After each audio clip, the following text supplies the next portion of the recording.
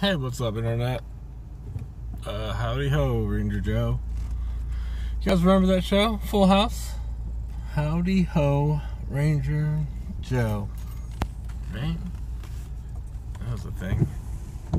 Let's clean that windshield a little. Jeez, how embarrassing that was.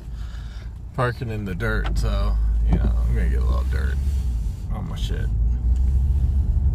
Alright, I guess that's clean enough, right? You guys aren't perfectionists or anything. A little bit messy, but whatever. So,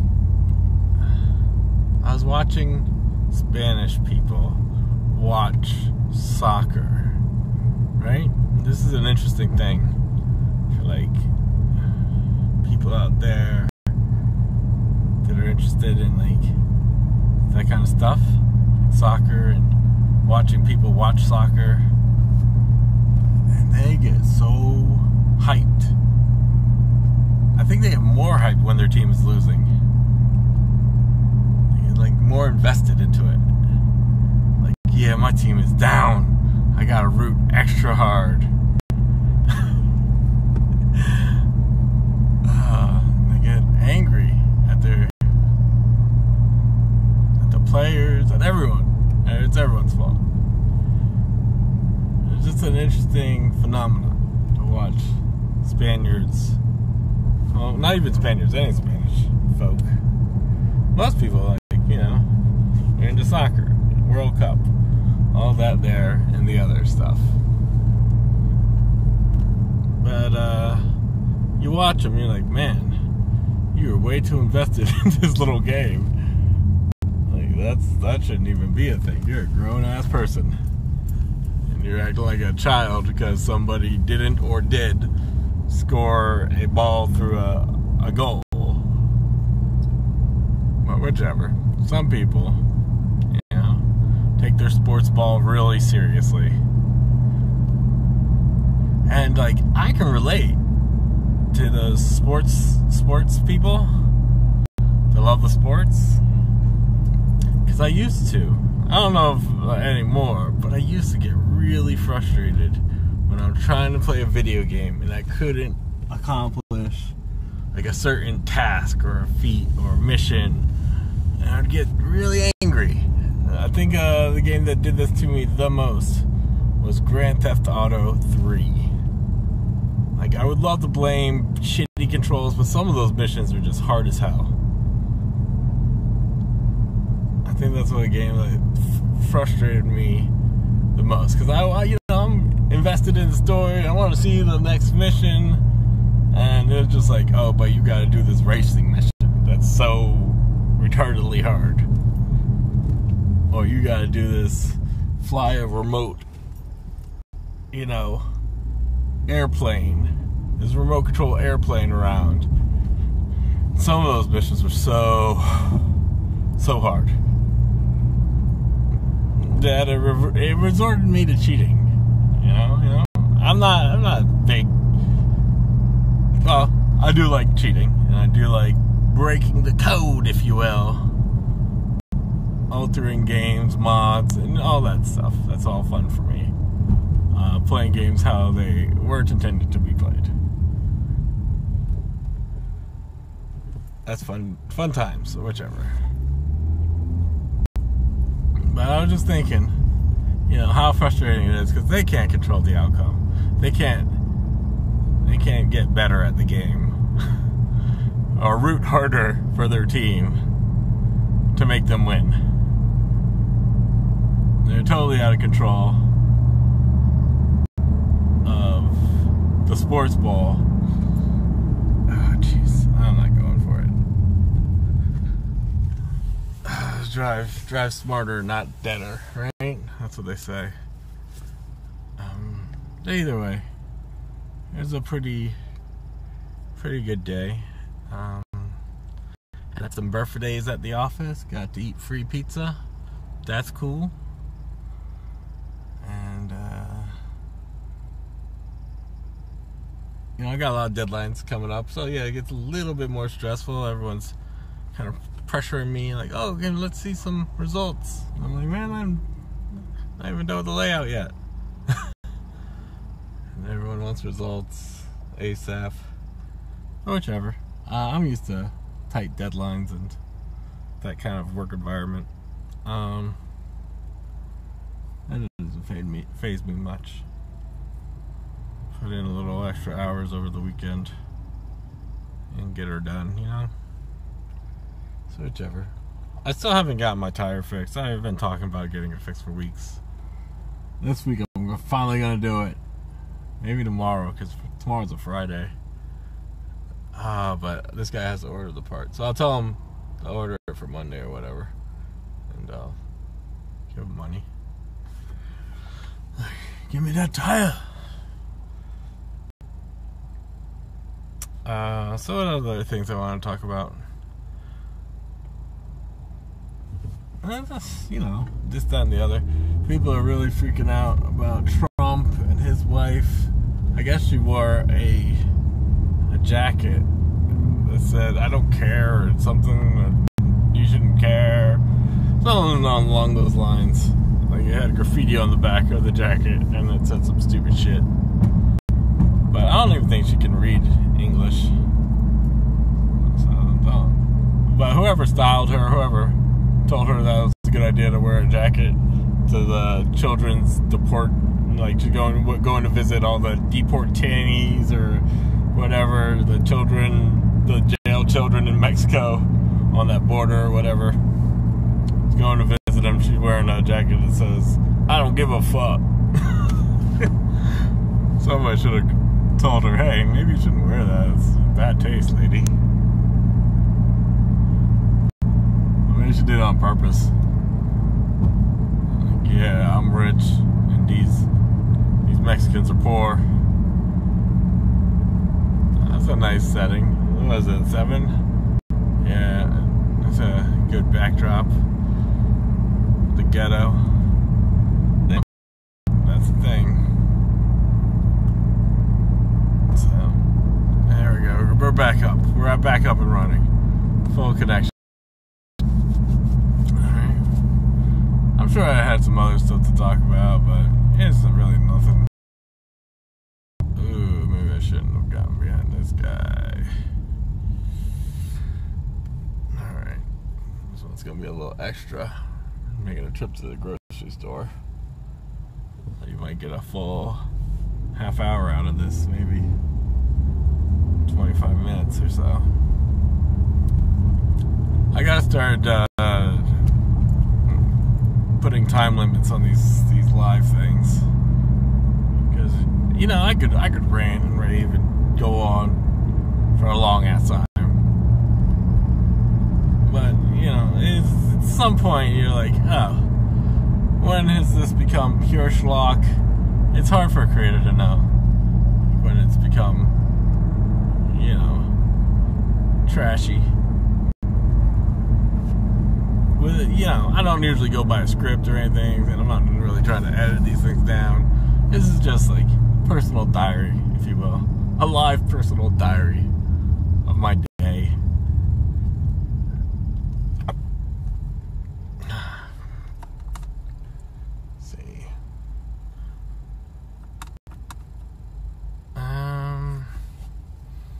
Did I want to talk about anything else? Not really. Let's just hit up NPR and see what they got to say. Let's see, how does this work? Walter Mondale, Windsor Johnston, NPR News. Crude oil futures prices closed lower. Oil down 0.3% to $65.54 a barrel. I'm Jack Spearman. Support for NPR comes from NPR stations. Other contributors include the Robert Wood Johnson Foundation, working to build a culture of health that ensures everyone in America has a fair and just opportunity for health and well-being. More at rwjf.org. If you're a Miami homeowner and want to save money on your electric bill, you can learn how to put the sunshine to work and save on your solar installation with a solar co-op. Nonprofit Solar United Neighbors is hosting a free public information session Saturday, June 23rd from 10:30 to noon at University of Miami's Glasgow Lecture Hall. Learn more and RSVP at solarunitedneighbors.org/WLRN. That's solarunitedneighbors.org/WLRN.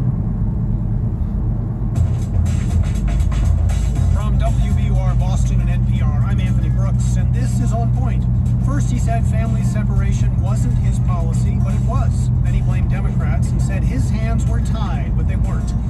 Then, faced with a growing outrage and a political crisis spinning out of control, President Trump signed an executive order to end his policy of separating children from their parents at the border. We're going to have strong, very strong borders. We're going to keep the families together. I didn't like the sight or the feeling of families being separated. Some of Trump's I like the sight. pushed for It looked trashy. Policy. Chief among them, the firebrand speechwriter and top aide Stephen Miller. This hour on point, Trump's immigration enforcer and his art of constructive controversy. You can join us on air or online. What do you make of the shocking and painful chaos on the border this week and the president's latest executive order? Will it solve the crisis that he created, or is it too little, too late? We're at 1-800-423-8255. That's 1-800-423-TALK. You can also join us anytime at onpointradio.org or on Twitter and Facebook at onpointradio. And joining me now from Asbury Park, New Jersey via Skype is McKay Coppins. He's the staff writer for The Atlantic and the author of The Wilderness, Deep Inside the Republican Party's Combative, Contentious, Chaotic Quest to Take Back the White House. He also spent the last few months working on a profile of Stephen Miller, the top Trump advisor. You can link to the Atlantic piece, headline Trump's right-hand troll. It's at our website at onpointradio.org. Along with his follow-up, the outrage over family separation is exactly what Stephen Miller wants. McKay Coppins, it's good to have you. Thank you for joining us. Thanks for having me, Anthony. So we're going to talk about Stephen Miller, but I just want to start with you and just kind of do a quick update about where we are. First of all, with regard to signing this executive order, what caused the president to back down and sign this executive order ending his policy of family separation at the border? Well, you know, it's interesting. Obviously, this was kind of a political crisis spiraling out of control for the administration.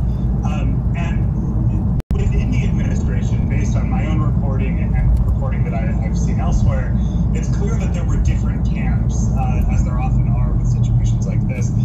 There were some within the White House, like Stephen Miller and some others, who expected this kind of outcry, expected this kind of backlash, and were braced for it and even welcomed it. Then there were others who just couldn't abide this kind of the images that were coming out of the border. And then there were just basic political issues, like, you know, the president met with the Republican lawmakers from Capitol Hill amid this kind of growing backlash, and it was clear from those who were at that meeting that the president knew he had a political problem on his hands and he was going to have to do something to fix it. But I also think that there's there are bigger dynamics here at play, which is that you know, the president wants to he was trying to send a message with this, and it was clearly, you know, in terms of domestic policy, he was playing to his base. In terms of the actual issue, the substance of the issue, you know, the administration says they were trying to create a deterrent for you know, would-be illegal immigrants, and so while they have kind of put a Band-Aid on the issue, there's still a lot of outstanding questions, and I'm not sure that the fundamental dynamics here have changed. I think the president is still going to be pursuing an extremely hardline immigration policy. Right, zero tolerance essentially is still in place according to the White House. But in terms of this Band-Aid of the executive order, let's talk a little bit about that. What does the executive order actually do, and in your view, what doesn't it do that remains to be dealt with and struggled with? So the basic bare bones language of the kind of hastily prepared executive order, it directs the Department of Homeland Security to keep detained families together. Okay, so what it doesn't do is it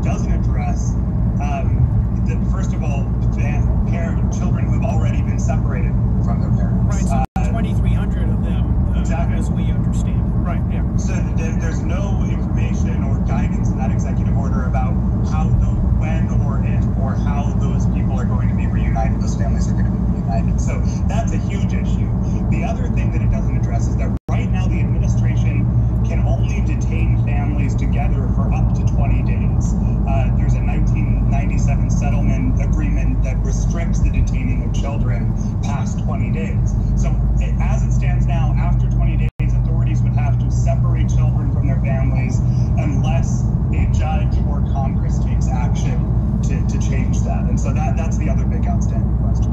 Interesting. That consent decree that you mentioned, the 1997 consent decree, known as the Flores case. So this stipulates that children can't be detained for more than 20 days. So, McKay, is this going to lead to essentially another showdown in the courtroom if the Trump administration tries to detain these families with their children for more than 20 days, right? And that's what it seems like. The order that Trump signed directs the Attorney General, Jeff Sessions, to file a request with the federal judge in California who oversees the 1997 settlement, asking for changes that would allow DHS to detain families for as long as their cases are pending. Right. So we're going to see how that plays out, but as of now, there's no clear answer as to what's going to happen to those families even 3 weeks from now. Listeners, we're talking about President Trump's executive order to end this family separation on the borders, and we're also talking about a week of chaos down there. What do you make of what you're seeing of the president's recent executive order? Give us a call at 1-800-423-8255. That's 1-800-423-TALK. My guest is McKay Coppins. In a moment, we're going to be talking to McKay, staff writer for The Atlantic, about his profile of Stephen Miller, who's really regarded as one of Trump's key immigration law enforcers, I guess you could say. Let's take a call. Jesse is calling from Spooner, Wisconsin. Jesse, you're on the air. Thank you for calling, and go ahead. Hi, Anthony. I want to say that the portrayal in media that Donald Trump is responsible for this immigration policy of separation of families is total fabrication. That law was passed, it went through the entire Obama administration, and it also, I believe a lot of that was started during the George W. Bush administration. So, well, Jesse, I know this is... Yeah, I know, Jesse, and this is certainly a position that's being put out there, but let's be clear, there's law and there's policy within that law. But let me have McKay Coppins take that question and respond. McKay, talk to Jesse, who's sort of making that point that we're hearing again and again, that, and indeed the Trump administration was making this very point, that family separation was the law that they were just following. Right. This is an important distinction to make, and it is confusing. The policy is very complicated, so it's understandable how there's been a lot of confusion on all sides of this issue. So what the Trump administration essentially says is that there is a standing law that when an undocumented immigrant shows up at the border and is prosecuted, is put into jailed and arrested and put into the legal justice system, they can't have their child with them in prison, right, or in jail. That's just an obvious thing.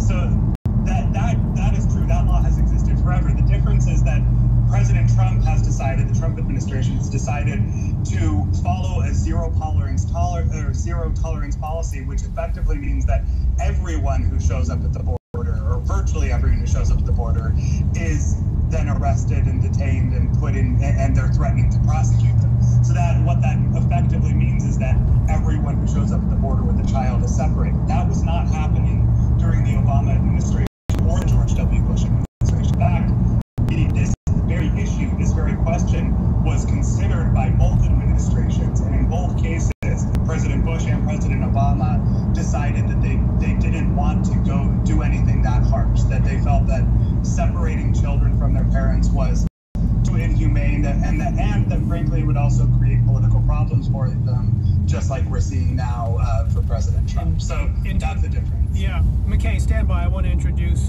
Kristen Welker, NBC News White House correspondent, who's joining us now from Washington. Kristen, it's good to have you. Thanks for making the effort to get here. Hi, Anthony. It's great to be here. Thanks so much for having me. Yeah. I'd love to just get your quick response to the president's executive order. How do you see this? What caused, what essentially seems like a fairly dramatic change of mind in his view? It's a dramatic change for a couple of reasons. First of all, remember, this is a president who rarely, if never, backs down, reverses course. And in this case, that's exactly what he did. Why did he do it? We've been trying to drill down the exact moment, but I can tell you this. He was facing a barrage of pressure, both politically and also personally. Let's take the political piece of this first. You had Democrats and Republicans. This policy cannot stand. You had global allies, Theresa May, saying this is not the way we treat immigrants. It's not humane. You had the Pope weighing in, as well as CEOs. Ultimately, this issue of getting tough on immigration appeals to his base. So I think the thinking going into this zero tolerance policy is this is something that would be cheered by his base. But once those images began to surface, kids being held in cage-like structures, the sounds of kids crying who were separated from their families, that is when you started to hear this chorus of voices saying, this is not who we are as Americans. This can't stand. And by the way, it's the current First Lady as well as former First Ladies saying, we've got to do something about this. Let's take the personal piece of this, Anthony. You had the First Lady and Ivanka Trump privately say, based on my reporting, my conversation what a dick. Here at the White House, this has to change. The reality is you do have the power to do something about it. You've got to do something about it. And so that's what he did. He made that determination. Yeah. Kristen, we're coming up against a break. We literally have 15 seconds left. I want you to use those 15 seconds. What are you watching for next? What is the big question that remains unanswered now? The biggest question is what happens to those roughly 2,300 children who remain separated from their families. DHS Secretary Kirstjen Nielsen was on Capitol Hill today. She still can't provide a firm answer. They've got to figure out what to do with the kids. They clearly didn't think through what the next steps were. All right. Kristen Welker, NBC News White House correspondent, joining us there from Washington. Kristen, thank you very much. I really appreciate it. McKay Coppin, staff writer for The Atlantic, stay with us. We're going to talk more about Stephen Miller, Trump's top immigration hawk.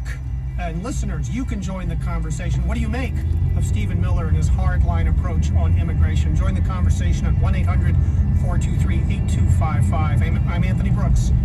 This is On Point.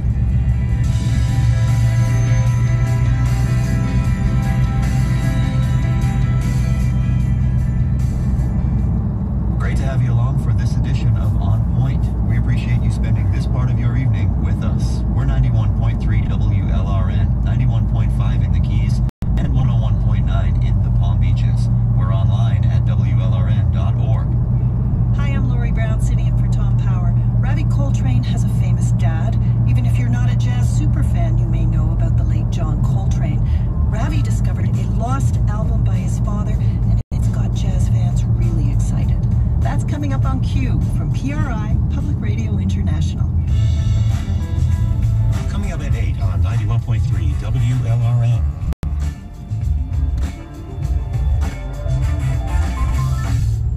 We're funded by WLRN members and by Air Como. Does your business use compressed air or vacuum? Air Como's professionals have been servicing the compressed air and vacuum requirements of businesses in South Florida for over 20 years. Or at aircomo.com.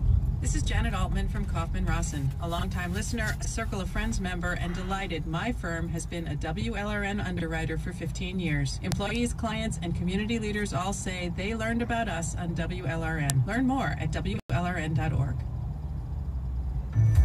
Support for On Point comes from Olin College of Engineering, hosting Remaking Engineering, a national gathering including educators, students, and business leaders, November 2nd in Boston Paramount Center. Stories of transformative learning. More at remaking.education. And Poster Smith, printing posters on wrinkle-resistant foldable fabric that transports flat for conference presentations. Poster Smith provides its service to research communities worldwide. Learn more at postersmith.com. This is On Point. I'm Anthony Brooks, and we're talking about the man behind many of President Trump's most controversial immigration policies. You can join the conversation. Do you share Stephen Miller's views on stricter immigration policy? Did he take things too far this week, separating children from their parents at the border, or at least getting behind that policy until the president signed an executive order that promised to keep families together? He signed that yesterday. Here's President Trump speaking at a rally in Duluth, Minnesota, shortly after he signed that order. Here's what he said about immigration. The Democrats want open borders. Let everybody come in. Let everybody pour in. We don't care. Let them come in from the Middle East. Let them come in from all over the place. We don't care. Oh, We're not going to boy. let it happen. And by the way, today I signed an executive order. We're going to keep families together, but the border is going to be just as tough as it's been. Today, McKay Coppin, staff writer at The Atlantic, you can link to his piece entitled Trump's Right-Hand Troll at our website, onpointradio.org. That's a piece about his top advisor, Stephen Miller. And before we move on to that conversation, McKay, what do you make of that rally? Because in so many ways, this seems to be the pattern. I mean, the president can use sort of the chaos that he sows as a rallying cry for his base. That seemed to be happening in a big way last night. Yeah, there's no question. It often seems that in the midst of his greatest kind of political controversies, when there's his administration is at its most kind of besieged and chaotic, he often retreats to his base and he'll hold a rally in a state that he won in 2016, and he'll kind of fade in the affection of his supporters.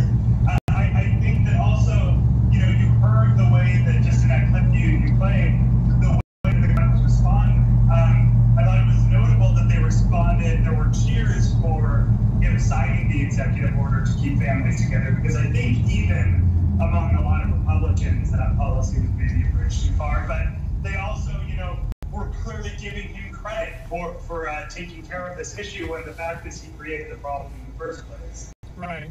So, McKay, we wanted to sort of shift this conversation and spend the rest of the hour talking about a couple of things, and in particular, the role of Stephen Miller, speechwriter, senior policy advisor. You've written about him. You describe him as Trump's chief immigration enforcer. Describe the role of Stephen Miller in the Trump White House. Yeah, so Stephen Miller comes from Capitol Hill, where he was actually an aide to then Senator Jeff Sessions. And even in his kind of 20s on Capitol Hill, he carved out a reputation for himself as, a hard-right immigration hawk. In 2013, when there was a bipartisan push to pass a comprehensive immigration reform bill, Stephen Miller was actually played a pretty key role, even as kind of an obscure staffer, in drumming up kind of populist conservative opposition to that bill and ultimately sinking it. He joined the Trump campaign, and now in the White House, he is Trump's chief speechwriter, his senior policy advisor. But the issue that he is best known for, the issue that the president often, pays most attention to him on, is immigration. He had, throughout, for example, the congressional negotiations last fall and earlier this year over the Dreamers, over DACA. Stephen Miller was kind of the White House's point man on that issue. He was sitting in negotiations with senators. He was in the room every time the president, had an important conversation about the issue, and he was offering advice. He was crafting messaging, and he played a key role in advancing this family separation policy. If there's basically any time you see this administration making a move on immigration, you can bet that Stephen Miller had his fingerprints on. Yeah. Now, you describe him as someone, and you had a long sit-down with him last year when for a profile you did in The Atlantic magazine, which we've linked to, by the way, at onpointradio.org. You interviewed him last year, and you really talked about something that he calls constructive controversy with the purpose of enlightenment. What does that mean? And relate that to this, what to many people seemed a fairly shocking policy of separating families at the border. So to understand this kind of worldview that Miller has, you have to first understand where he comes from. He grew up in a pretty wealthy and affluent bubble of liberalism in Santa Monica, where he was one of the only conservative kids in a very liberal, diverse high school. And it was there in high school, and then later also in college at Duke, where he kind of developed himself into what I call basically a conservative troll, but like almost a professional one. He would go around his high school doing and saying things designed to provoke reaction from his liberal classmates. And it's not that he didn't believe the things he was saying, but he always calibrated every argument he made for agitation rather than persuasion. He believed that there's value in provoking a kind of angry or outrageous response from his opponents. And he's kind of applied that same idea to his work now in the White House. The first week of the Trump presidency is a good example. The first week of the Trump presidency, Stephen Miller was one of the key architects of the travel ban executive order that President Trump signed. That was banning travel from 7 majority Muslim countries in the U.S. Right. If you'll recall, the way that executive order was implemented was it was signed on a Friday afternoon. It contained no guidance on implementation, and it immediately kind of plunged airports across the country into chaos. And there were protesters there, and media swarmed to cover the spectacle. And to a lot of people watching on TV, including myself back then, it seemed like evidence of a complete kind of disaster for the administration. They had bungled this. But if you then read some of the reporting, including an interview with Steve Bannon, who worked with Stephen Miller on that executive order, later said that the reason they implemented the executive order the way they did was so that, quote, the snowflakes would show up at the airport and riot. The snowflakes being a term of kind of derision that conservatives use to describe liberals who they feel are too kind of mushy on their issues. Anyway, so that's a good example of, I think, the way that Miller approaches a lot of these things. He told me that he's long found value in generating constructive controversy with the purpose of enlightenment. And I think that you see that at the border separation policy. Like you said, when I talked to Stephen Well, McKay, Miller, wait, let me just jump in here because I want to ask you, do you think that Stephen Miller is sitting back there in the White House saying, yeah, this played out exactly the way I wanted it to on the border. We wanted to sow chaos. We wanted to have outrage. We wanted to have all this in the purpose of, in the service of constructive controversy with the purpose of enlightenment. I mean, that seems far-fetched, but tell me what you think. So what I was going to say is, first of all, I interviewed him in March. So earlier in March. So this was before the border separation policy was implemented. So I didn't talk to him about it. I don't know for sure what he's thinking because we didn't talk about it. But the pattern of everything else that he's done in this White House, my conversations with people inside the White House and out of the middle, I have no question that Stephen Miller. For Stephen Miller, this is playing out exactly as he planned. He, I'm sure, thinks that this was a success. That that obviously the fact that the president is reversing his position is probably a blow to Miller. But I think as far as I was concerned, the protests, all of it was